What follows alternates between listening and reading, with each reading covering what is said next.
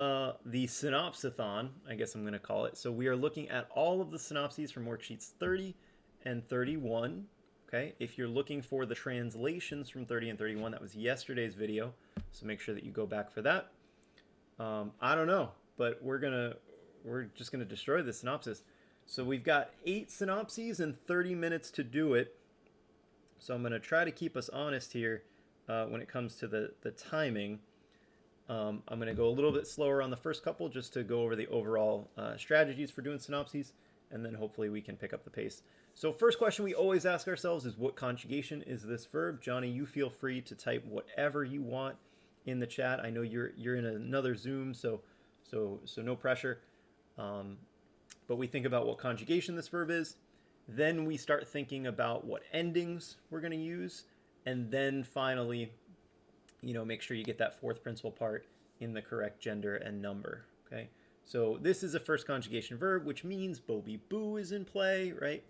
That A is going to stick around in all the forms, so this is going to be a pretty straightforward verb synopsis. So third person singular, we're thinking T and tour, and laudatus, singular masculine, is already done for us. It is laudatus, right? But we start with the greens, right? And for the first half of the synopsis, I go left, right, left, right, left, right. You make your active form, and then you immediately make your passive form. So we have, let's see if this works, because I haven't done this on here yet. Yeah, there we go. So we get laudat for present active, and then I recommend that you go right over to the passive just by changing the ending. So laudat becomes laudator, right? Jaden, looking fresh there. We've got laudabat would be my imperfect. The passive of that would be laudabator.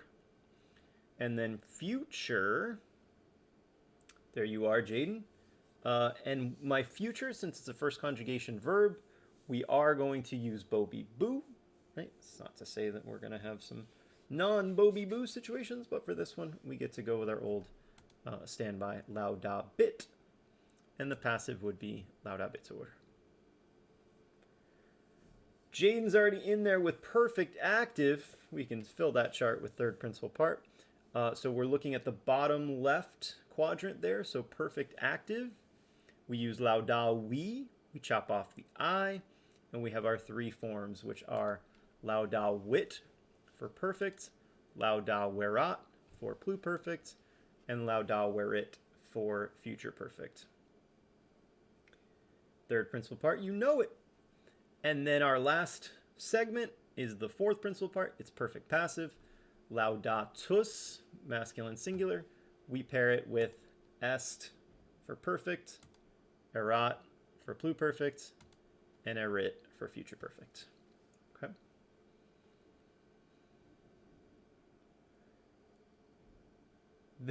I might be running a little bit behind, so you guys just know I'm checking the chat and seeing all of your wonderful answers there. Synopsis, this part of the synopsis is not going to change. We're done. Indicatives, check the box, right? These are your normal verb forms.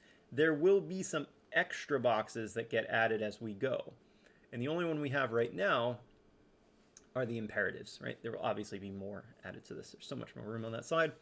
But these are your command forms. So this is how you would tell somebody, hey, you, praise, or hey, all of you, praise. And those would be second principal part, chop off the RE, and Jaden right on it. Lauda and laudate. All good, Chaz. Good to see you, my man. I'm thinking of streaming sometime this weekend. I might do a post-vaccine stream. I'm getting my first shot on Friday. So hopefully I'm feeling okay this weekend, but I'm thinking. It's been a busy morning, Jaden. Been a very busy morning. Our next synopsis here is duco, ducere, duxi, ductus. Okay. Duco is a third conjugation verb, so you have to be careful because the pattern is very different. Oh, 3 hours away. Nice. Good luck. I assume it's soccer. Yeah. So it is going to not allow those words and I don't really want to talk too much about why. But you're absolutely right, Jaden. It's O is it, imus it is uns. So we do get these present forms, du kunt and du kuntur. So be very, very careful with third conjugation. But then imperfect, right? We get our E back. So we have du kebant and du kebantur. Hey, Alexa.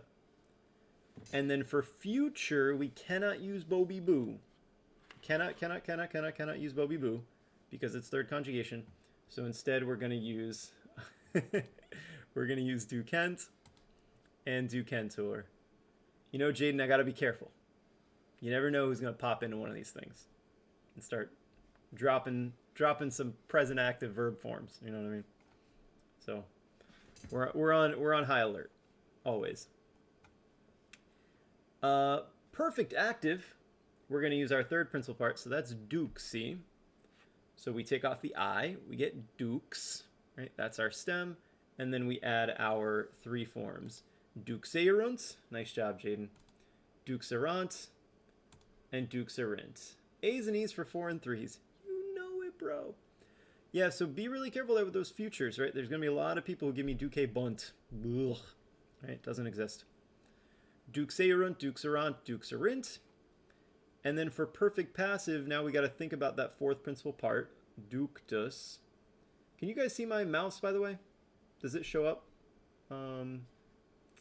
Excellent. Because it doesn't show up like on Zoom, which is nice. So we're going to take ductus here. We're going to change that us, as you have in the chat, to ductai, feminine plural.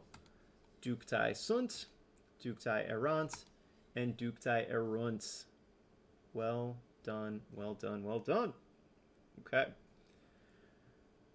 I did go a little mean for this first one, just to see if you guys remember the imperative for duco is not exactly what you would expect it to be.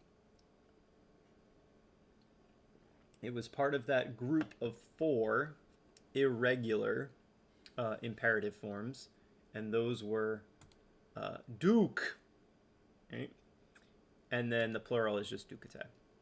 But the present one is one of our 4 irregulars. We don't have too many yet. We have deek, duke, fuck, and fair. Let's see what happens when I put those in the chat. Deek, duke, fuck. I mean, I can put whatever I want in the chat. But... Deek, duke, fuck, fair. Those are the 4 irregular. Deek meaning speak, duke meaning lead, fair meaning bring, from pharaoh, and fuck meaning do. All right, moeo is a second conjugation verb. Oh my goodness. All right, Johnny, good luck. Always a pleasure. Moeo is a second conjugation verb, right? CHS. Have a good one. Second conjugation, so we have moe and then second person plural. We have moetis and moe mini. I think I did this one together with you guys in class. Moetis and moe mini. Jaden, imperfect and future, if you want to throw those in there too. Take a little...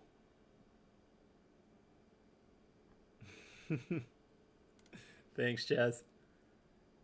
Moetis and moe mini.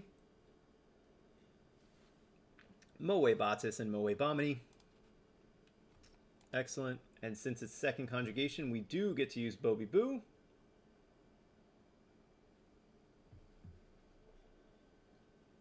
It's going to be moe bitis and moe bimini. Nice, Jaden.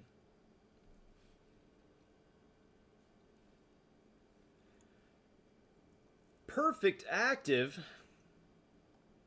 We're going to use our third principal part, so that's moe. Right? So we're going to chop off that I. We're going to get mo.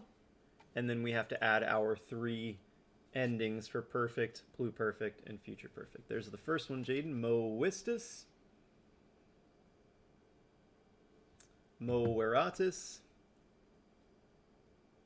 And moveritus. Excellent.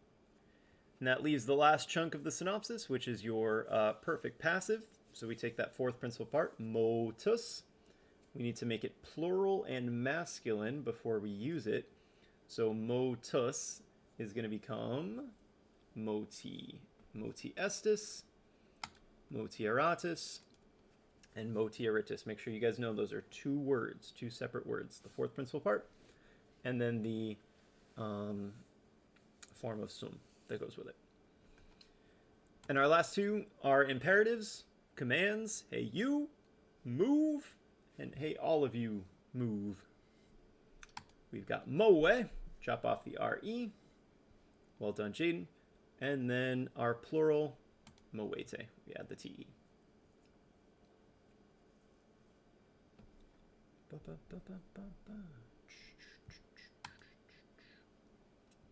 Last synopsis for this worksheet was capio, capere, capi captus. That is third.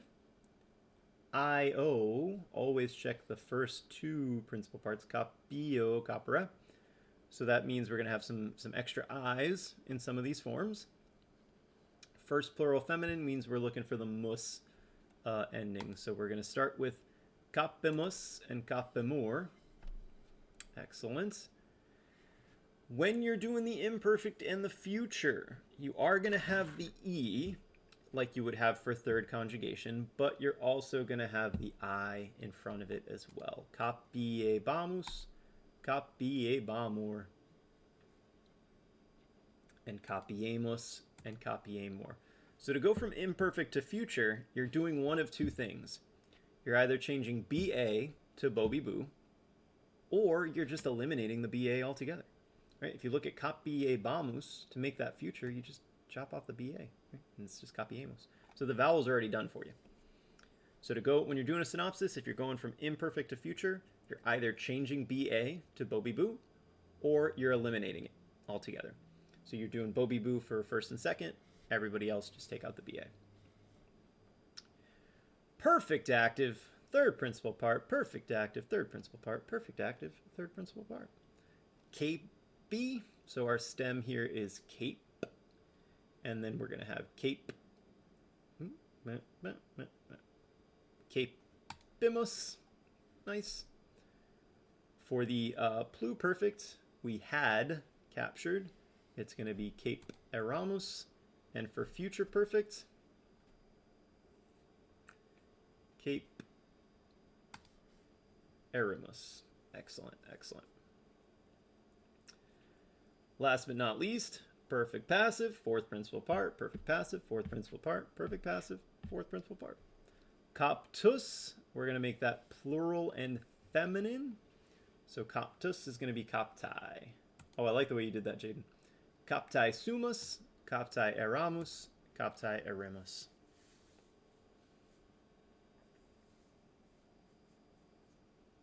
Fun fact about these colors, they're just randomly the colors that I picked when I started teaching 11 years ago. Just the first time I ever color-coded one of these slideshows, I made the first two green, I made the third one blue, I made the next one purple. Don't ask me why. It's just what the colors that I decided to go with. And 11 years later, I am still using the exact same colors. And there we go. Yeah. And last but not least, we have our two command forms. So we have, we gotta fly. Our singular and our plural commands. Oh, got them again. I'm getting these flies today. We're gonna have kappa is our singular command. The plural, be careful because it's not kappe, it's not a long E. It is a short E, so it's gonna become kapita for the plural. Kappa and kapita for our imperatives. And that takes care of the first worksheet, and I think I'm about 15 minutes actually. First 5 minutes, we're just getting ready to talk. So I think we are on pace. So we're now going to the second worksheet, worksheet 31, okay? And we have coqua, coquora, coxi coctus means to cook, right? We saw this, I think, in our cheesecake recipe. It was per coctum, well cooked, thoroughly cooked. Third person singular and neuter. This is tricky because the stem C-O-Q-U. So we can't just get rid of that U. It's part of the verb. So when you go to conjugate this verb, this third conjugation verb, it's going to exactly. It's going to be coquit, right? You're going to have the U because it's part of the stem, but then you're going to have the I is actually the vowel. So coquit and coquitor. The most common thing I see students do is just get rid of that U for some reason. I think it's easier when it's a consonant. When there's an extra vowel in there, it just kind of gets tricky. So coquit and coquitor. For the imperfect, we're going to have coquebat. All right, so we still have the U, and then we have the ebat, coquebat, and coquebator would be the passive. And then future, remember what I said, you're either changing to bo-be-boo, or you're just getting rid of the BA. Don't mess with the vowels. The vowels are good. So coquebat, since it's third conjugation, it's just going to be coquet.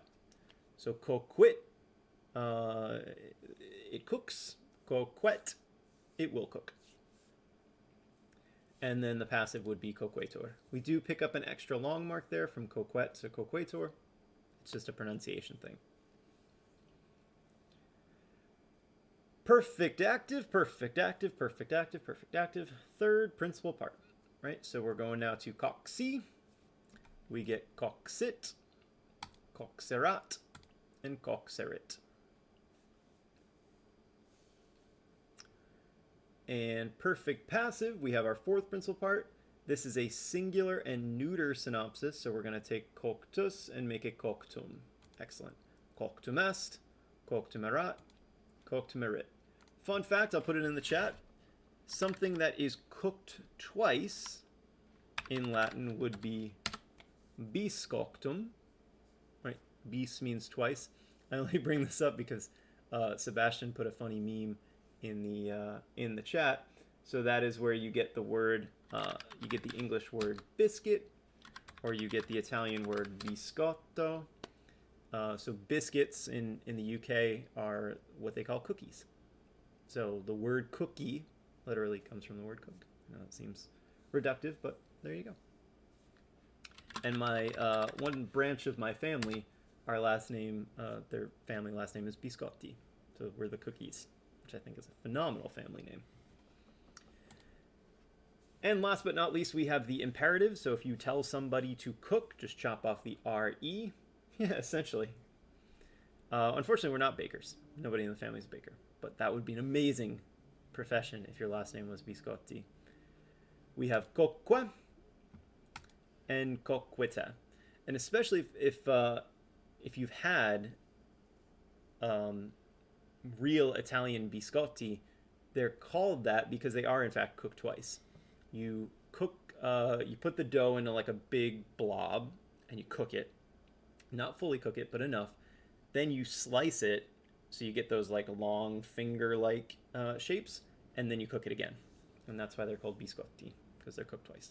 And they're nice and hard, so you can dunk them into coffee or tea or something like that. Fan favorite. Ferio ferire. Yeah, if you've been to or lived anywhere or went to school in the North End and you have not had dei biscotti, you haven't lived.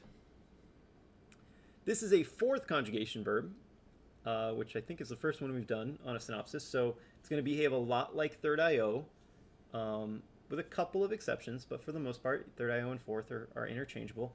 This is first person singular, right?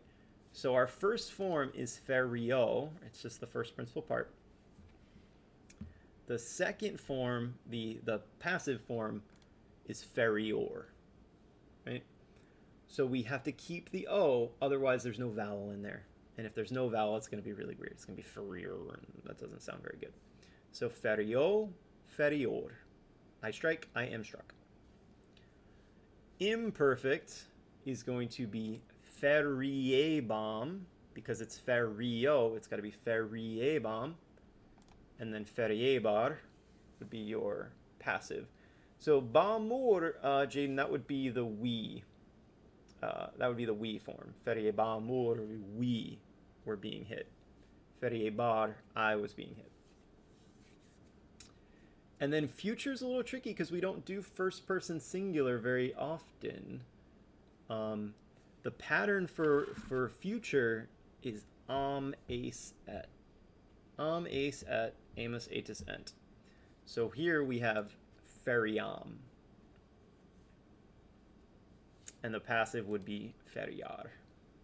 So normally you see the E for the future, but there is that one form, the first person singular, the I form, where it's actually an A. Right? Feriam and feriar.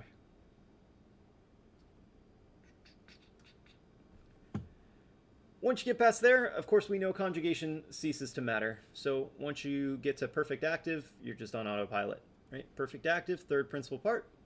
So we get feriwi, feriweram, and feriwero. So E isti it, and then eram eraserat, and then ero eriserit. And then perfect passive is fourth principal part, so feritus. We're going to change that to ferita, because it is feminine. Ferita sum, ferita eram, ferita ero. So many emails today.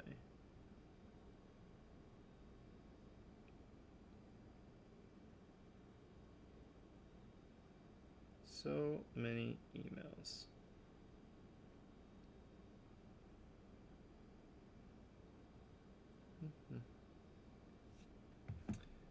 Is the imperative just yeah, exactly. It is feri for the singular and ferite for the plural. Feri and ferite.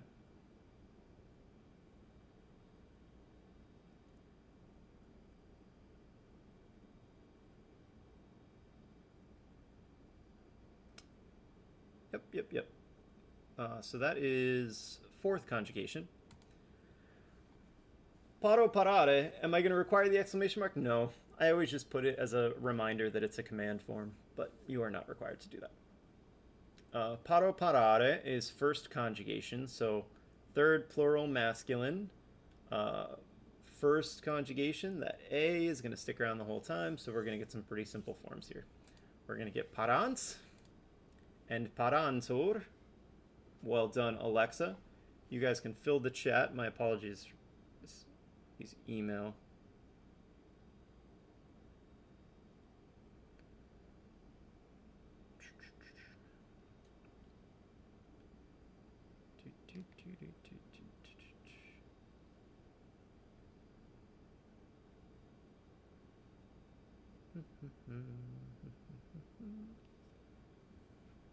You're very close there, Alexa. So parabant and parabantor, absolutely. But just be careful with bo, be, boo. Right? So for third person plural, it's going to be parabunt and parabontor.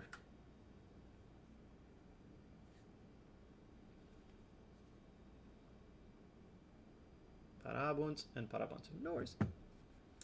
Perfect active, third principal part. So parawi, again, make sure that you I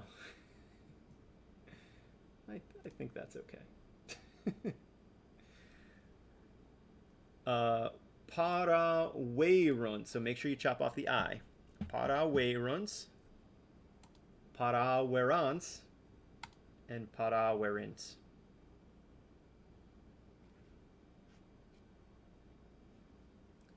And then for perfect passive, plural masculine, parati sunt, parati erant, parati erunt.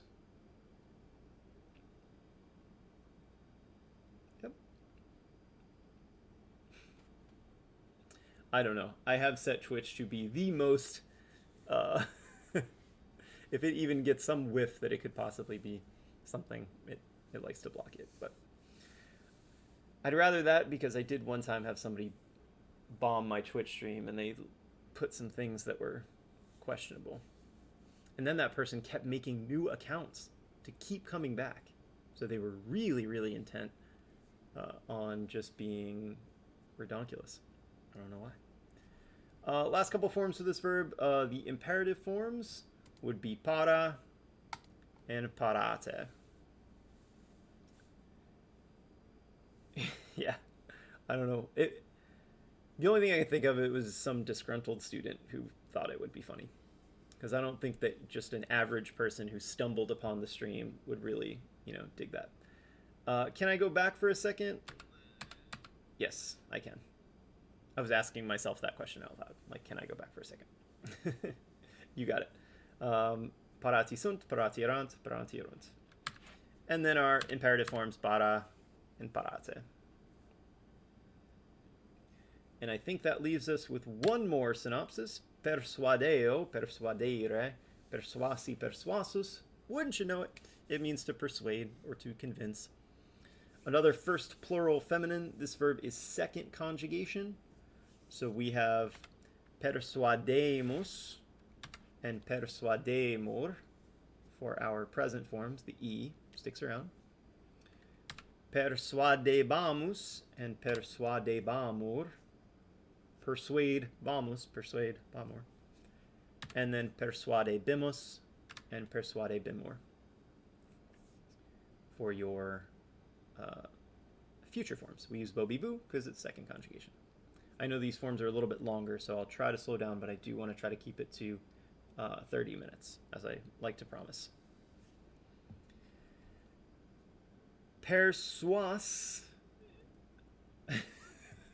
Yeah, it doesn't like...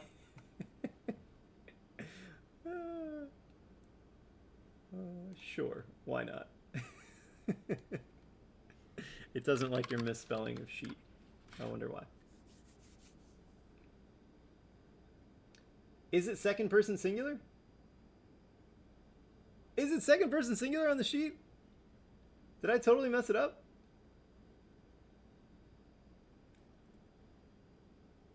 Oh no! Let's check that. We can change this on the fly. That's why we're here. So on this version... Ooh, this one says first plural. I must have changed it. Yeah, this one says first plural, and on the printed out one, I bet it says second person singular. Ooh, Bartoloma. Yeah, it's different. Okay. So, here's what we do. We make a copy. I'm going to do the first person. Normally, I try to avoid that, but when I made the two different versions, I must have messed that up. So the first plural one, persuademos, persuademur, persuadebamus, persuadebamur, persuadebimus, persuadebimur, persuasimus, persuaseramus, persuaserimus, okay?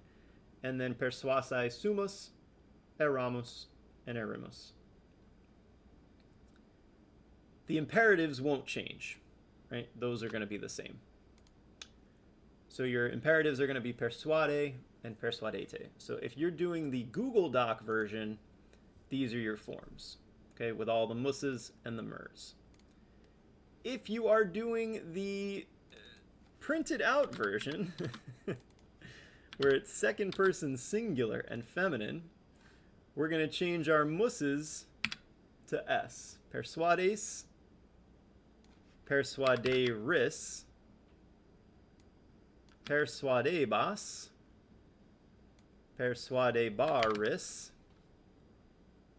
and this is tricky here, persuadebis, and persuadeberis.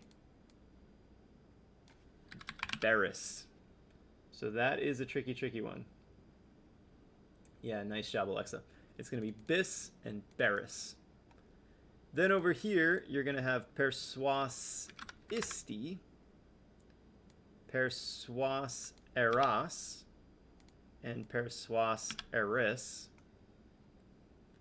And then for singular feminine, you're going to have persuasa s, persuasa eras, and persuasa eris. There are so many boxes and so many things, and making multiple versions. I'm surprised it's taken this long for me to do something like that. So I will consider that a win. So there are your forms if you are doing the printed out second person singular version. If you're doing the Google Doc, then it's first person plural, which we just went over a couple of minutes ago. So close. I got so close. This is what happens when you do work on a Sunday night and you're tired. We make mistakes. All right, kiddos. I'm going to cut it here. Hopefully I can, yeah, I think I can cut it down within 30. But Alexa, Jaden, All-Stars, Johnny and Chaz for showing up earlier. Thank you guys very much. I will see you in class tomorrow.